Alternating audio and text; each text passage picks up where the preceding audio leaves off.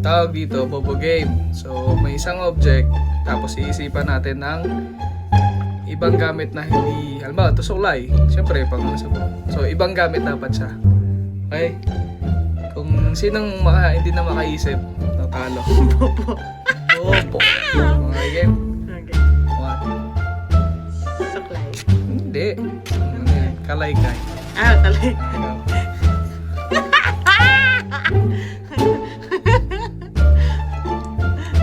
Ano ba to? Oh, pressure. Wala ba na?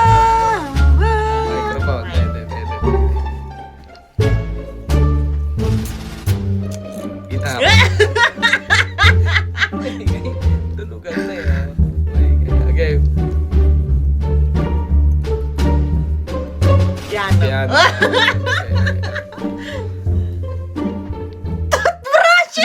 Toothbrush.